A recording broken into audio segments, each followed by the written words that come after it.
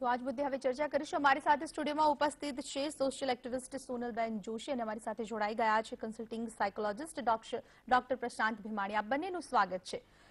સૌથી પહેલા સોનલબેન, હું આપની પાસે આવવા માંગીશ. જે પ્રમાણે આપે જોયું, અમે અહેવાલ પ્રસારિત કર્યો છે, આ અગાઉ પણ આવી ઘટનાઓ વારંવાર બની છે. આપની પહેલી પ્રતિક્રિયા શું હોઈ શકે?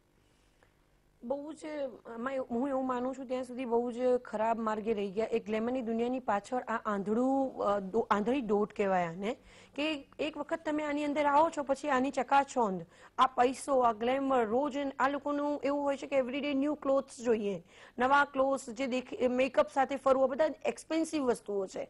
આ બધામાં એક સિરિયલમાં કામ મળ્યું એટલે બીજી સિરિયલ્સમાં કે બીજી મૂવીઝમાં કામ કરવા માટે એમને કોન્સ્ટન્ટ પોતાના ઉપર અમુક ખર્ચાઓ બી કરતા હોય છે. એની આ એક લાલચમાં આવીને આ પોતાનું એક પ્રેસ્ટીજ, એક મગજમાં એવું થઈ જાય છે કે બસ હવે મારે ફેમસ થઈ જવું છે અને મને લોકો જોવે, મને ઓળખે, મારી આગળ પાછળ ફરે.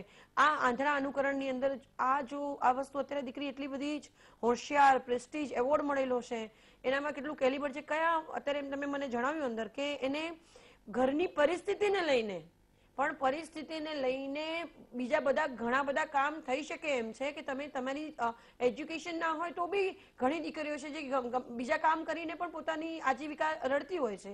તો આ જે વસ્તુ કરી છે એ બહુ જ શરમજનક છે અને હું માનું ત્યાં સુધી અત્યારે બહુ સારું કામ છે કે એને રિહેબિલિટેશનમાં મોકલી છે. અને એક અપીલ પણ કહીશ તમારા માધ્યમથી કે ફિલ્મ ઇન્ડસ્ટ્રી વાળા એને ફરીથી સામાન્ય રીતે જ અપનાવે અને એને એટલી જ મદદ કરે એને સેટલ થવામાં અને એને સમજાવવાની અંદર કે કોઈ દીકરીઓ જો આવી રીતે, તમે કીધું કે પ્રોડ્યુસર, ડિરેક્ટર આવી રીતે જો ઇન્વોલ્વ હોય તો એમની ઉપર કડક પગલાં લેવા જોઈએ. અને જે કહે છે કે કાસ્ટિંગ કાઉચ નો પણ એક ઇસ્યુ છે આની અંદર, આ ગ્લેમર ઇન્ડસ્ટ્રીમાં, તો એને પણ દૂર થવું જોઈએ. તો ઇઝ બહુ શરમજનક અને સમાજ માટે ખૂબ જ સારો એક, ઇવન મારે એવું કેવું છે કે આ વસ્તુથી સારો એક મેસેજ જશે કે ઘણી દીકરીઓ એ ચેતવું જોઈએ કે તમે આના આંધળા અનુકરણમાં ઘણી દીકરીઓ રોજ ઉઠીને રોજ બોમ્બે આવતી હોય છે કે ભાઈ અમારે હિરોઈન બનવું છે, અમારે ટીવી સિરિયલ્સમાં કામ કરવું છે. તો એના માટે શોર્ટકટ ન અપનાવતા પોતાનામાં જે કેલિબર રહેલું છે એની એક કામ કરવું જોઈએ. જી ચોક્કસથી સોનલબેન, આપણી સાથે ડોક્ટર પ્રશાંત ભીમાણી પણ છે. પ્રશાંતજી, ખાસ કરીને અહીંયા માનસિકતા છતી થતી સામે આવી રહી છે. જે પ્રમાણે હમણાં જ કહ્યું કે આંધળું અનુકરણ, આ અનુકરણ કરવા પાછળ પણ એક માનસિકતા છે. ક્યાંક આની અંદર જે અમે નોટ પણ બતાવી છે કે તે છોકરી શું કહેવા માંગતી હતી તેનું નિવેદન પણ સામે આવ્યું છે. પરંતુ આ બધા પાછળ આપ કેવી રીતે જુઓ છો આ ખાસ હિસ્સાને?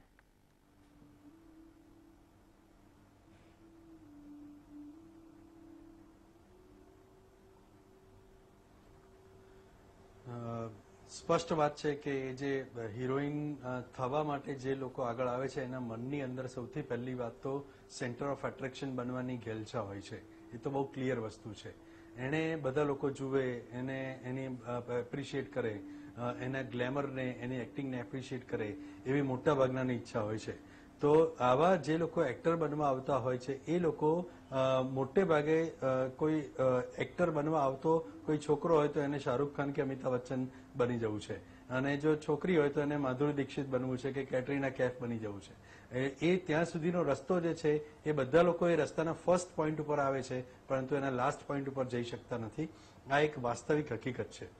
એટલે જ્યાં સુધી માનસિકતાને લાગે વળગે છે ત્યાં સુધી પછી જ્યારે પોતાને અમુક લેવલે રહેવાની આદત પડી જાય, અમુક રીતે શો ઓફ કરવાની આદત પડી જાય, અમુક જાતના કોસ્મેટિક્સ વાપરવાની આદત પડે, અમુક જાતના ક્લોથ્સ વાપરવાની આદત પડે, અમુક લેવલ કે સ્ટાન્ડર્ડથી નીચેની કોઈ વસ્તુ એમને ખપે જ નહીં, પછી એનાથી નીચેનું કંઈ ચાલે જ નહીં, એ પ્રકારના જ્યારે લોકો હોય ત્યારે એવા લોકોને પોતાની નીડ્સ પૂરી કરવા માટે કોઈ પણ રસ્તો અપનાવવા તૈયાર થઈ જાય છે. અને આજે એણે જે શ્વેતાએ જે રસ્તો અપનાવ્યો એ રસ્તો કદાચ ફાસ્ટેસ્ટ મની મેકિંગ રસ્તો એ ગ્લેમર ઇન્ડસ્ટ્રીમાં ગણાય છે. એટલા માટે એણે આ પ્રકારનો રસ્તો પસંદ કર્યો હોય એ બહુ સ્વાભાવિક દેખીતી વસ્તુ છે.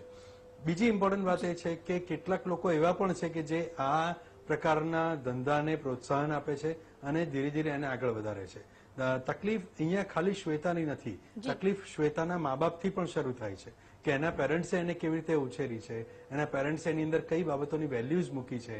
ધારો કે ઘણા છોકરા હું જોઉં છું કે નાના હોય ને તૈયાર થતા હોય ત્યારે પહેલેથી જ એને કહે છે કે મારી દીકરી તો આ હિરોઈન જેવી લાગે છે, કરીના કપૂર જેવી લાગે છે, કે આ બધી ત્યારથી શરૂ થઈ જાય એને. એટલે એના મનમાં હું હિરોઈન છું એવો સાચો કે ખોટો ખ્યાલ ધીરે ધીરે ડેવલપ થવા માંડે. આ ખ્યાલ જે છે એ મોટી થાય ત્યારે એ પોતે કોઈ પણ હિસાબે ફૂલફિલ કરવા કે પૂરો કરવા પ્રયાસ કરે અને એના રસ્તામાં પછી કોઈ પણ અડચણો આવે એ પોતાની રીતે એને ડીલ કરતી જાય. મા બાપ એ અડચણોને દૂર કરતા શીખવાડતા નથી, અથવા બીજા જે ફ્રેન્ડ્સ હોય કે બીજા મેન્ટર કે જે ગોડફાધર સો કોલ્ડ હોય છે એ બધું શીખવાડતા નથી કે કેવી રીતે એને સ્વસ્થ રીતે હેલ્ધી વેમાં આગળ જવું જોઈએ. પણ કેટલાક ગોડફાધર પોતે જ એને અનહેલ્ધી વેમાં નાખતા હોય છે, એવું ઘણી બધી વાર જોવા મળે છે. જી બિલકુલ. સોનલબેન, આખી આજે અત્યારે ચર્ચા ચાલી રહી છે તેની અંદર આપણે જોયું કે આજે અત્યારે ખાસ કરીને શ્વેતા, પરંતુ ભૂતકાળની અંદર પણ આવી ઘણી બધી અભિનેત્રીઓ અને ખાસ કરીને દક્ષિણની અભિનેત્રીઓ જે છે ત્યાંની અંદર વધારે સંકળાયેલી હોય છે. અહીં વાત એ આવે છે, આપે જે પ્રમાણે જણાવ્યું કે ફરી એકવાર જ્યારે પણ તે પાછી ફરે છે ત્યારે તેના ગ્લેમરની સાથોસાથ તેને અપનાવી લેવી જોઈએ, પરંતુ અહીંયા એ પણ એક સવાલ છે કે માત્ર ને માત્ર આ મજબૂરી છે કે પછી તેને પૈસાની ભૂખ છે? તો આવો સવાલ જ્યારે ઉદ્ભવે ત્યારે શું કહેશો? આમાં એવું છે કે મજબૂરી ત્યાં સુધી હોય જ્યારે શરૂઆતમાં આવી ત્યારે એને મહેનત કરી, એને પોતે કામ કર્યું છે, એને એવોર્ડ્સ મળ્યા છે, ત્યાં સુધી એની મજબૂરી હું માનું છું. પછી જે વસ્તુ થઈ છે એ લાલચ હોઈ શકે છે, કારણ કે તમે આ ઇન્ડસ્ટ્રી સાથે જોડાયા છો તો તમારા અપ્સ એન્ડ ડાઉન્સ આવતા હોય છે. પણ એવું નથી હોતું કે કામ નથી મળતું હોતું, કામ મળતું હોય છે તો પણ તમારે આમાં એવું હોય છે, મેં લોકોને મળેલા છે, અમે ઘણી વખત કાઉન્સેલિંગ બી કરતા હોય છે, તો એક મેન્ટાલિટી એવી હોય છે કે મને હિરોઈન જ બનવું છે, એમાં ફર્સ્ટ રોલ મારો હોવો જોઈએ, મેઇન હિરોઈન હું હોવી જોઈએ, સેકન્ડ લીડમાં હું કામ ના કરું.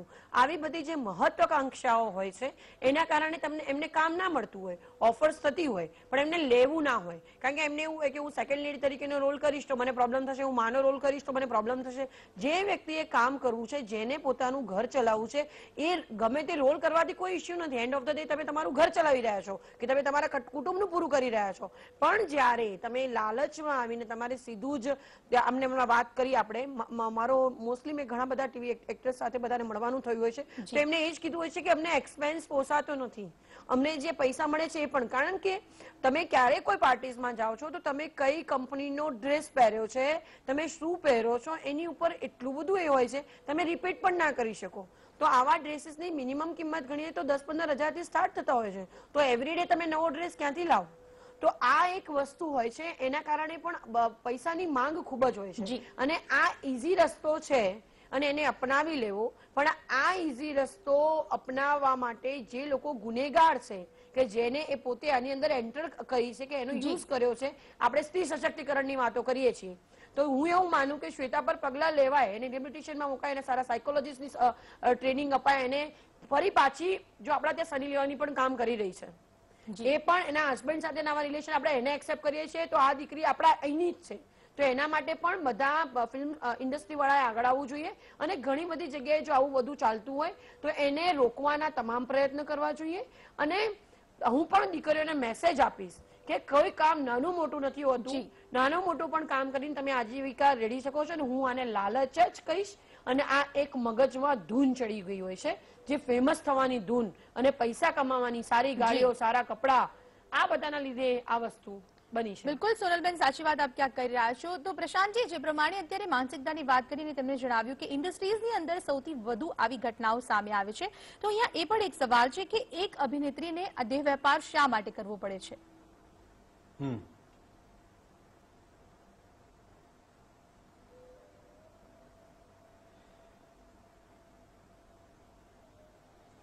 એની એ જ વાત છે. ખરેખર એને દેહ વેપાર કરવાની ફરજ એટલા માટે પડે છે કે ફાસ્ટ મની એને મળે છે સૌથી પહેલા તો, અને બીજું કે ફાસ્ટ મનીની સાથે એને એવી જ રીતે અંડર કવર એવા છુપાયેલા બીજા કસ્ટમર્સ મળે છે, એટલે એને કન્ટિન્યુઅસ એ કેશ ફ્લો એનો ચાલુ રહે છે અને એની બધી જ ડિમાન્ડ્સ પૂરી થાય છે. હાઈ પ્રોફાઇલ પાર્ટીઓમાં જવાની એક જે એને ધીરે ધીરે ટેવ પડી હોય છે, પાર્ટીમાંથી જ એ પોતે પોતાના કસ્ટમર્સ શોધે છે અને પછી એ રીતે એનો આખો બિઝનેસ ચાલે છે. એટલે દેહ વેપાર કરવાની જરૂર બીજી એટલા માટે પડે છે કારણ કે મોટા ભાગે ગ્લેમર ઇન્ડસ્ટ્રીમાં જતી છોકરીઓ છે એને લોકો બજારું માનવાની એક માનસિકતા છે ઘણા બધા લોકોમાં. એક્ટર એ એક્ટર છે એવું આપણે હજી સુધી ભારતીય સમાજ બહુ ઇઝીલી સ્વીકારતો નથી. પશ્ચિમમાં એવું છે કે એક્ટર ઇઝ એન એક્ટર, એ પોતે એક્ટિંગ કરે છે, એ કોઈ પણ રોલ કરે એનો અર્થ એવો નથી કે એનું ચારિત્ર ખરાબ હોય. અહીંયા આગળ આપણે એવું માનીએ છીએ પહેલેથી જ જદનબાઈની વાત કરું એ જમાનાથી જો માનીએ આપણે બ્લેક એન્ડ વ્હાઇટ મૂવીઝના જમાનાથી તો પિક્ચરોમાં કામ કરવું એ વખતે ખરાબ કહેવાતું હતું. કેમ? કારણ કે પિક્ચરોમાં કામ કરે તો એ ખરાબ માણસો જ પિક્ચરોમાં જાય એવું હતું એ વખતે. હવે અત્યારે એવું છે કે વચ્ચેનો જમાનો એવો આવે કે એમાં સારા માણસો જાય, બધા સારા ફેમિલીના લોકો પણ એક્ટિંગ કરી શકે, પણ આવા લોકોના પર્સન્ટેજ કેટલા? બહુ ઓછા. બાકીનો બધો જે એરિયા છે કે જેટલા લોકો છે એ બધા લોકો જે છે હજી પણ એવું માને છે કે ગ્લેમર ઇન્ડસ્ટ્રી એટલે આ બધી આવા દેહ વ્યાપાર સાથે જોડાયેલી ઘટનાઓ એમાં રૂટીનલી થતી હોય છે, એમાં કંઈ નવું નથી. આપણો પણ આ પણ જયારે આ કાર્યક્રમ રજૂ થાય છે ત્યારે ઘણા લોકોને એ સવાલ અથવા એ વાત મનમાં આવતી જ હશે કે એમાં નવું શું છે? આ બધી વસ્તુઓ તો વર્ષોથી ચાલે છે. વાત સાચી છે, આ બધી વસ્તુઓ વર્ષોથી ચાલે છે, પણ ખરેખર એનાથી ઉપર પણ એક પ્રકારનું જે છે ફિલ્મની લાઈફ હોવી જોઈએ અને છે, અને એ ખરેખર જુદી છે. અને એ આર્ટની દુનિયા છે, એ કલ્ચરની દુનિયા છે જે આ બધા કરતા જુદી છે. એ કેવી રીતે વિકસી શકે એના પર લોકોએ વિચાર કરવો જોઈએ. ચોક્કસથી આર્ટ અને કલ્ચરની પણ અલગ દુનિયા છે, પરંતુ અત્યારે જે ઘટના બની છે તેને લઈને આપણે આગળ પણ ચર્ચા કરીશું. હાલ રોકાઈશું એક બ્રેક માટે.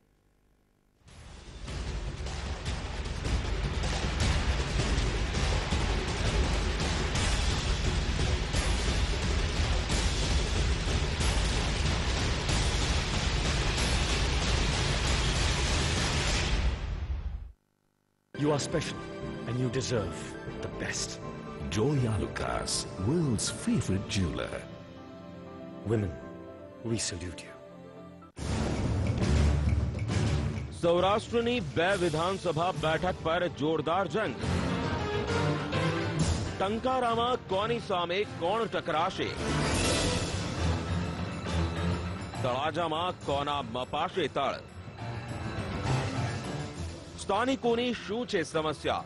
શું જ્ઞાતિવાદી સમીકરણની પરિણામ પર થશે અસર? કસોટી ટંકારા અને તળાજા વિધાનસભા બેઠક આજે સાંજે 7:30 કલાકે.